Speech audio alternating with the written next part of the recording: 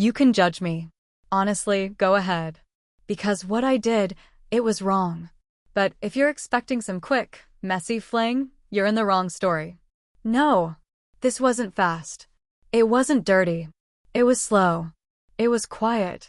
It was dangerous in that way a soft touch can be, not because it hurts, but because it makes you feel again. Let me take you back for a second. I was 38, married, 2 kids, lived in the kind of house with crown molding, a backyard garden, and matching hand towels that no one actually uses. On paper, my life looked perfect, polished, like a family photo in a golden frame. But the truth? I was lonely. Like, bone-deep lonely. The kind that sneaks up on you over years, not days.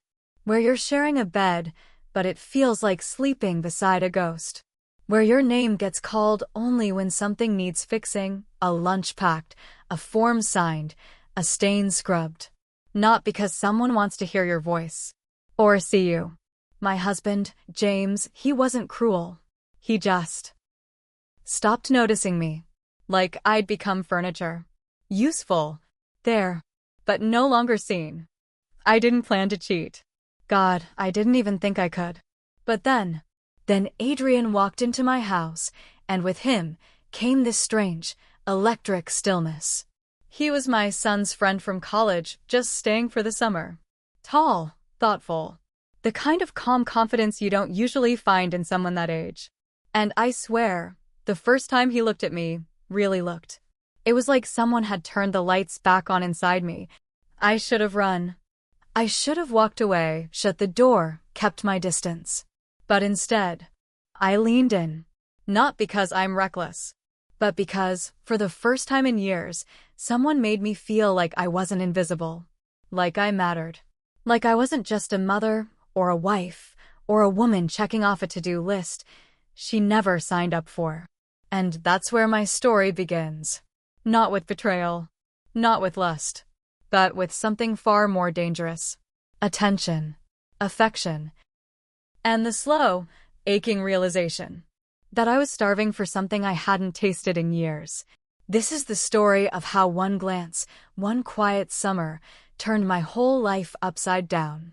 And trust me, it's not what you think. Let me tell you everything. The first time I saw Adrian, he had a suitcase in one hand and a shy smile in the other. It was late June, heat humming outside the windows, the kind that sticks to your skin and slows everything down. My son, Liam, had just come home from college, and with him came Adrian, his best friend, needing a place to crash for the summer while he interned downtown. Nothing unusual. Just 2 boys, barely 21, looking for free laundry and home-cooked meals. I didn't expect anything. I was the mom, the background character, the woman who made lasagna and folded towels. I remember standing in the doorway, wiping my hands on a dish towel when he walked in. He was tall, broad shoulders, warm brown eyes, and this quiet way of moving, like he didn't want to take up too much space, but still couldn't help being noticed. He looked me in the eyes and said, "Thank you for having me, Mrs. Green." I should have corrected him, told him to just call me Rachel. But the way he said Mrs. Green, like it meant something. I didn't want to let that go just yet. Over the next few days, he settled in. He was polite. Always offered to help, with dishes, with groceries, with setting the table. James barely noticed. He worked late, came home tired, disappeared into the TV or his laptop. That was normal. Adrian, though, he noticed everything. One evening, maybe 2 weeks after he arrived, I was rummaging through the hallway closet looking for an old photo album.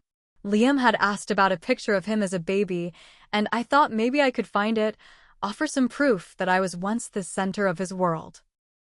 I was on my knees, dusty boxes everywhere, when Adrian peeked in. "Need help?" he asked. I started to say no. I always do. But then I looked up at him, hair a little messy from the humidity, a soft sweat on his collarbone, and the word just didn't come out. So he sat with me, cross-legged on the floor, sorting through shoeboxes full of old Christmas cards and photos with yellowing corners. He pulled out one and smiled. Is this Liam in a duck costume? I laughed, really laughed, probably for the first time in weeks. The kind that escapes from somewhere deep in your chest, unplanned. We sat there for almost an hour, going through old pictures. He asked questions about me, about James, about the kids, and listened like the answers mattered. At one point, I noticed his hand brushing dust off the cover of an old album, his fingers gentle like he was touching something sacred. It made me feel tender, like someone was caring for pieces of my life I'd forgotten were worth keeping. And then it happened. Just a flicker, barely a second. I looked up from a picture and caught him staring at me. Not awkwardly, not with hesitation, but with a kind of quiet reverence, like I was something rare. Like I was seen. Not like a mom, not like his friend's mother, but like a woman. I didn't say anything, just looked back down at the photo. My throat felt tight, like I'd swallowed something I wasn't supposed to. I told myself it was nothing. A moment. A spark in the dark that would burn out on its own. But that night, when I climbed into bed next to James and he turned away without a word, just like every night, I felt the heat of Adrian's gaze still clinging to my skin. I brushed it off, but I didn't forget. Not even close. Summer moved slowly that year. The kind of days that feel like they stretch forever, like the sun's hanging in the sky just a little longer than it should. Adrian settled into the rhythm of our home, and somewhere along the way, so did something else. Something I didn't have a name for yet. He studied in the mornings, books spread out across the dining table with his reading glasses slipping down his nose. Yes, reading glasses. At 22. And somehow, that made it worse. Or maybe better. He worked out in the garage, shirt off, music low, sweat glistening on his back like something out of a dream I didn't know I was still allowed to have. And he helped, always helping. Not in that lazy, half-hearted way most guests do, but like he wanted to. He'd wash dishes without being asked. Offer to drive Liam to his internship. Pick up a bag of groceries if he noticed we were low on something. I kept telling myself he was just polite. Just a good kid. But my body was telling me something else. It was subtle at first, a twinge in my stomach when he leaned too close, or the way my chest tightened when he'd call out Rachel instead of Mrs. Green. One evening, we were cooking dinner together. James was working late again, and Liam was out with friends. It was just us, chopping vegetables, boiling pasta, jazz humming softly in the background. Turns out we both loved the same kind of music. Miles Davis. Coltrane. That rich, moody kind of sound that feels like it knows your secrets. He smiled when I told him. Didn't think anyone under 40 even listened to jazz anymore, I joked. He looked at me, really looked, and said, didn't think anyone over 30 still looked like that in an apron. I laughed, but my hands were trembling. Later that week, I watched him through the kitchen window while he mowed the lawn. He had earbuds in. His shirt was off again. The sun caught the curve of his neck, the line of muscle along his spine. And something twisted in my stomach. Not lust. Not exactly. It was hunger. But not for him. Not just for him. It was for the way he saw me. Like I was still someone worth looking at. That night, he caught me in the hallway, carrying a load of laundry. He took the basket from my arms like it was nothing, set it down, and then said it. Why do you always look so sad when no one's watching? I froze. Because how do you respond to that? I opened my mouth, but no sound came out. My throat just tightened. No one had asked me that in years. Not James. Not even my closest friends. And here was this boy, no, this man, seeing straight through the version of me I thought I'd buried under errands and meal prep and school schedules. That night, we watched a movie in the living room. Some old 90s rom-com I'd seen 100 times. James was upstairs asleep, snoring through the bedroom door. Adrian sat beside me on the couch, close, but not too close. There was a bowl of popcorn between us. At some point, our hands touched, and neither of us moved. I could feel the warmth of his skin against mine. The quiet inhale he took, the stillness that followed. We didn't speak. But the silence was louder than anything. From that night on, there were more moments. Micro moments. His hand grazing the small of my back when he passed behind me. A glance held too long across the dinner table. A soft "good night, Rachel," said like a promise and a warning. Sometimes I'd catch him watching me when he thought I wasn't looking, and instead of looking away, I let him. Then I'd lie awake in bed next to James, heart pounding, replaying everything, every word, every glance, trying to tell myself it was innocent. Trying to remind myself, he's Liam's friend. He's a child. I'm married. I should know better. But knowing better and feeling better are two very different things. And feelings, they don't listen to reason. They don't care about rings or years or reputations. They just grow. Quietly. Until one day, they're too big to ignore. Too heavy to carry alone. And mine? They were growing faster than I could stop them. It happened on one of those late summer nights where the air feels too heavy, like even the sky is holding its breath. The clouds rolled in fast, thick, gray, alive. And then the storm hit. Loud and sudden, rain slapping against the windows like it was trying to get in. The wind howled through the trees, and then, just like that, the power went out. Liam was still out with friends. James had stayed overnight in the city for a conference. So, it was just the two of us. The house went still, except for the sound of the storm. I lit a few candles, one in the kitchen, one in the hallway, and two in the living room. The glow was soft, flickering, turning everything golden. Safe. Dangerous. I poured 2 glasses of wine. I shouldn't have. But I did. I found Adrian sitting on the couch, phone in his lap, scrolling through music. He looked up as I walked in and smiled, slow, soft, like he already knew I was coming. Like he'd been waiting. I handed him the glass and sat beside him. Not too close. But not far enough. He pressed play on his phone. Jazz again. Something mellow. Something warm. The kind of music that curls around your skin and makes you want to confess things. For a while, we just sat there. Sipping, listening, watching the candlelight dance against the walls. Outside, the rain kept falling. But inside, it was still. So still. I don't remember what we talked about. Maybe we didn't say much at all. But I remember how he looked at me. Like I was the only woman in the world. Not someone's wife. Not someone's mother. Just me. It made something ache inside me. Something buried. Something I thought I'd silenced years ago. And then, he said it. His voice was low, like it belonged to the night. You don't have to pretend anymore. Just like that. 6 words. And in that second, the dam inside me broke. All the years I'd spent holding everything in, every unspoken need, every quiet ache, every time I said, I'm fine, when I wasn't, came rushing up at once. I didn't cry. I didn't speak. I just looked at him. And he saw it. He reached out, slowly, and touched my face. His fingertips brushed the side of my cheek like I was made of something fragile. Porcelain. Memory. Want. I didn't pull away. I couldn't. I felt my breath catch in my throat, my chest rising with a force I couldn't explain. He didn't kiss me. He didn't need to. Because in that moment, with his hand on my skin and that look in his eyes, everything changed. Everything I'd been pretending not to feel was suddenly right there. Alive. Real. Dangerous.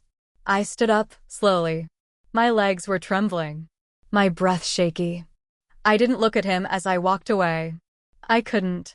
I took the stairs one at a time, heart pounding in my ears. At the top, I paused.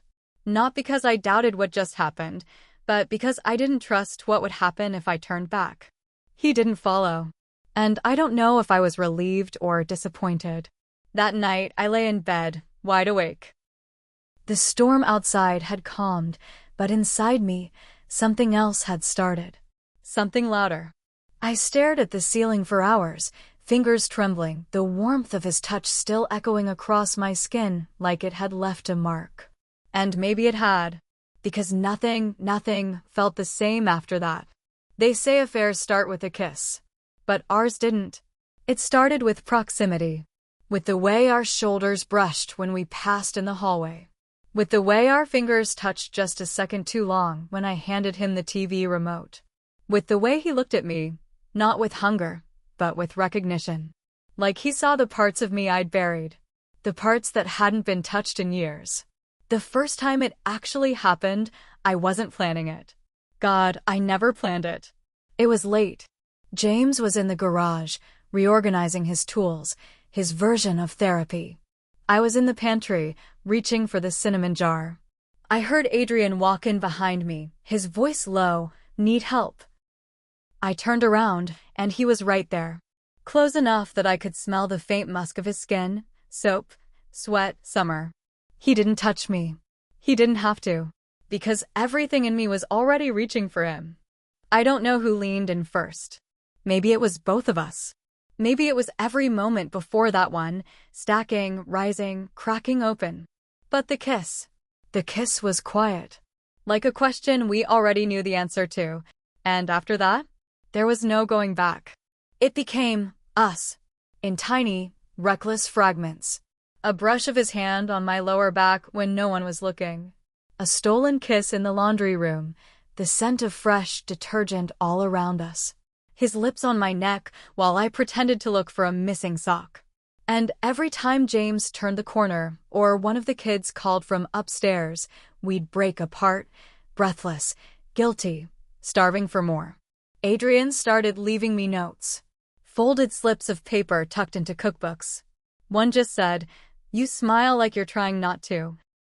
Another had a line from Neruda. "I want to do with you what spring does with the cherry trees." I found a vintage jazz vinyl on my pillow one afternoon. No note, just the music. I played it that night while making dinner, heart racing, skin buzzing with memory. He watched me from across the room, and in that moment, with garlic on my fingers and my apron tied too tight, I felt more desired than I ever had in my life. We found secret places. The backyard, after dark, barefoot in the grass, whispering under the stars. Long drives we disguised as errands, just to be alone. A motel off Route 9, once. The wallpaper peeling, the silence thick. He kissed every inch of me like he was trying to piece me back together. It was never about the sex. It was about being seen. Touched like I mattered. Spoken to like I was someone. And I felt alive. More alive than I had in years. More alive than I probably had the right to be. But with every high came the crash. Every time I kissed him, the guilt kissed me right back. Soft, sharp, persistent. I'd sneak into the shower afterward, turn on the water too hot, and cry silently into my hands. I'd watch James eat dinner with our kids and feel like I was floating outside of my body, smiling, nodding, performing. Sometimes I'd catch myself staring at Liam's face, my son, Adrian's friend, and this wave of nausea would hit. Like I was betraying more than just a marriage. Like I was tearing through layers of trust one could never rebuild. I avoided eye contact with my daughter. Stopped volunteering at school. Stopped answering texts from my sister, who always knew when something was off. And yet, I kept going back, telling myself just one more time. One more drive. One more note. One more night under the covers, his hands whispering apologies into my skin. I'd wake up the next morning with reality in my chest like a brick. Make breakfast like nothing happened. Fold towels like I wasn't falling apart inside. Because as wrong as it was, every time we were together, it felt right. And every time we weren't, the guilt clawed at me. The silence hurt more. I was a woman divided by desire and duty, by craving and consequence, by what I had and what I wanted, and I was running out of ways to lie to myself. It started with small things. James would glance at me a beat too long across the dinner table. Ask me everything okay, with that careful, rehearsed concern that only shows up when he senses a crack but doesn't want to name it.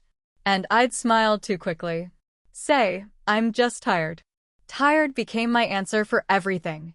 But it was more than that. I was forgetting things. I missed picking up Lily from her art class one Thursday. She stood outside the school, in the rain, clutching her sketch pad to her chest while the teacher dialed my number. I drove like a maniac to get her, heart in my throat. She didn't cry. She just looked at me and said, "You never forget me." That one hurt.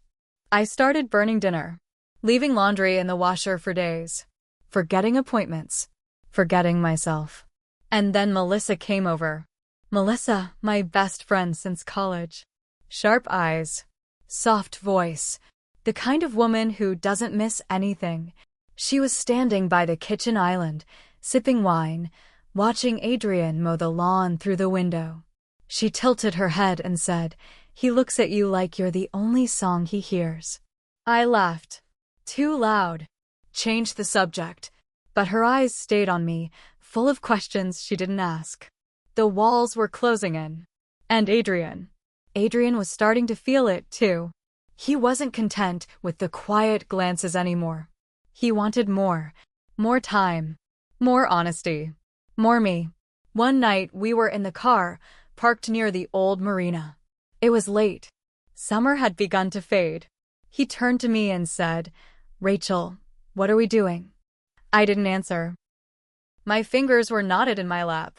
He went on, "I love you. I know it sounds crazy, but I do. And I can't keep being your secret, hiding like I'm something you're ashamed of." I looked at him, his face lit by the dashboard glow. And all I could say was, this was never meant to be real. It was just supposed to be a moment. He looked away. And then he laughed, not out of humor, but heartbreak. "I'm not a moment, Rachel," he said. "I'm a man who wakes up thinking about you and goes to sleep wondering if you're okay. I'm not just passing time in your life. I feel this. I need you." And I wanted to say everything, but the words caught in my throat like broken glass. He stepped out of the car, slammed the door, and I watched him walk off into the dark. He didn't come back that night. The next morning, I woke to silence. No text, no note, no Adrian. And something inside me began to fracture. The lies were stacking too high. I forgot what I'd told James and what I hadn't. Told Melissa I had a cold to cancel brunch. Really, I was crying in the shower, clutching my knees like a child. Adrian came back late that afternoon. Eyes tired, jaw tight. We didn't speak. He walked past me like I was no one. And the ache that bloomed in my chest, was the kind of pain you can't explain to anyone. That night, James sat beside me on the couch, news playing softly in the background. He reached for my hand. And, for the first time in months, I flinched. He pulled back slowly. Didn't say a word. Just nodded like he already knew. I told myself I could fix this. That I could put the pieces back before they shattered. But they were already in motion. The mask I wore was cracking at the edges. I was losing time, losing sleep, losing control. The guilt wasn't just whispering anymore, it was screaming. And no matter how tightly I closed my eyes, I couldn't drown out the truth. Something was coming. And I was not ready to face it. It happened on a Wednesday. Of course, it did. The most ordinary days always carry the loudest destruction. James was working from home. He said he needed quiet, so I took Lily to the park. Just an hour. Just enough time to catch my breath and pretend like things were fine. When we came back, the house was too still. I called his name from the hallway. No answer. The TV was off. The air too cold. And then I saw it on the kitchen counter. A journal. Adrian's journal. I knew it instantly. The leather cover worn at the edges. The gold-inked initials on the spine. I had seen it beside his bed too many times, untouched by anyone but him. And it was open. To a page halfway through. One poem in black ink. To the woman who made me forget my age. Whose smile undid the years I never lived. Whose silence I memorized like a prayer. Whose name I whisper in dreams I shouldn't have. My knees buckled. My fingers went numb. Because James, my husband, had read it. I walked into the dining room, and there he was, sitting at the head of the table, journal in hand, eyes already wet. He didn't speak, didn't yell, just looked at me like I was a stranger. And in that moment, I became one. Then, quietly, he asked, "How long?" I opened my mouth, but nothing came. Air. Just air. He slammed the journal shut. The sound cracked through the house like thunder. Was it just once? He barked. Or were you screwing him in every damn room while I put food on the table? Lily was upstairs, thank God. Adrian was out back. But James, he stood now, his hands trembling. And then Adrian walked in. Still sweaty from a run, earbuds in. He froze. Took one look at James's face and knew. James pointed at him. "You think you're a man? Writing poems for another man's wife under my roof? Sleeping in my guest room?"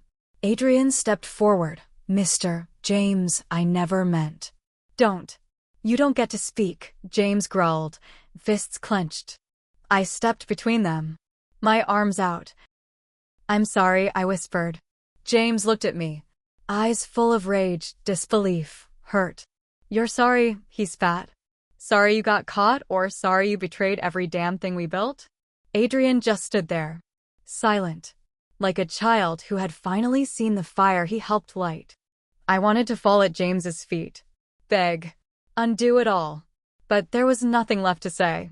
He stormed out, slamming the front door so hard the picture frames rattled on the wall.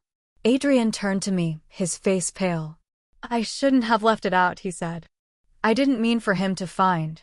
"Just go," I whispered. He didn't argue, didn't beg. He just nodded, grabbed his bag, and walked out of my life without another word. And when the door closed behind him, that's when I broke. My knees hit the tile floor. My palms pressed to my eyes. And I wept. I cried like a woman who had lost everything, because I had. Shame poured into every corner of my home like smoke from a fire I couldn't put out. Every room, every object, every memory felt stained. The laughter in the hallway, the jazz vinyls, the scent of his cologne on the couch pillow. Gone. All of it gone. What was left was silence. The kind of silence that doesn't just fill a house. It devours it. And I didn't even have the strength to scream. The days after Adrian left didn't feel like days at all. They felt like echoes. Everything around me kept moving. Clocks ticked, the sun rose, the world asked for things like breakfast and laundry, but I couldn't feel any of it. Adrian was gone. James had moved into the guest room. He didn't say it, but it was a line drawn. A quiet, cruel border inside the home we built together. And my daughter. She stopped looking at me. 12 years old and already learning that her mother wasn't who she thought she was. I'd knock on her door, ask if she wanted to bake, take a walk, watch our favorite show. Nothing. Just silence. My son, he was older. He heard about Adrian leaving early. He knew something was off. One day he asked, "Did you do something to make Dad leave your room?" I told him no. I lied, and that lie tasted bitter in my mouth for weeks. I stopped eating, stopped cooking. The stove stayed cold, and the fridge was just noise. I slept too much. Then not at all. I'd lie awake with the ceiling fan spinning above me, counting the spaces between its rotations. It was easier than thinking, easier than crying. But crying still found me. In the shower, in the laundry room. Once, just standing in the backyard, watering a patch of dead flowers that weren't going to come back. Just like me. But one morning, I got out of bed. No reason. No energy. Just a whisper inside that said, "Enough." I made tea. Weak. Didn't finish it. But I sat outside. The air was cool, and it smelled like wet grass. And, for the first time in weeks, I let myself feel everything. I started therapy after that. Twice a week, then once. At first, all I did was cry and talk in circles. But eventually, I found words I didn't know I had. Wounds I didn't know were still bleeding. I told my therapist about James. About how he hadn't touched me in years. Not really. How I had mistaken silence for peace. How Adrian made me feel visible. But also, how I betrayed my own values. How I crossed a line that even now I can't fully look at without flinching. I started journaling. Not poems, not stories, just truths. Ugly, awkward, half-formed truths. Some days I wrote, I don't know who I am anymore. Other days, it was, I miss him.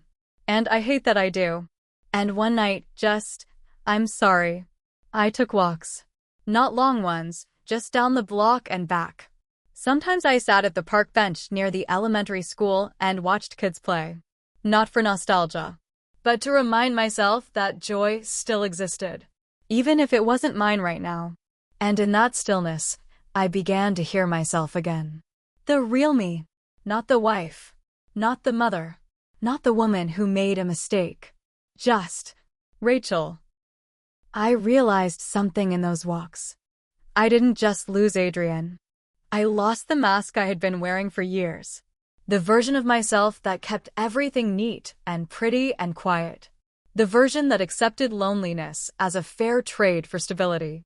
And without him, without James, without the illusion of a perfect marriage, I had to meet myself for the first time. And that woman? She was angry. And raw. And hurting. But she was alive. I began to forgive her. Not all at once. Not without guilt. But piece by piece.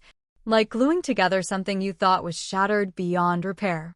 Not to forget what happened, but to understand why it did.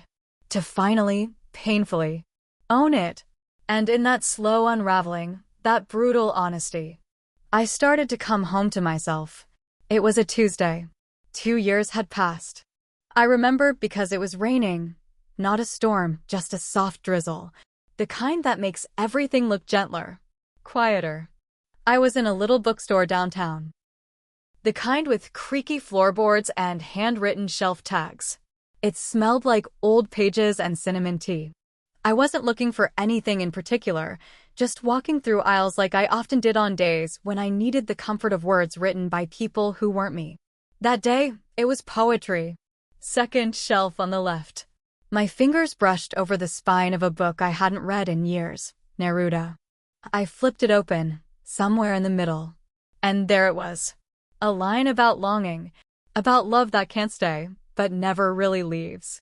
I smiled. Not sadly, just knowingly. And then I felt it. That invisible pull. That strange, unmistakable stillness, like time was holding its breath. I looked up. And there he was. Adrian. 2 aisles down, near the children's section. He hadn't seen me yet.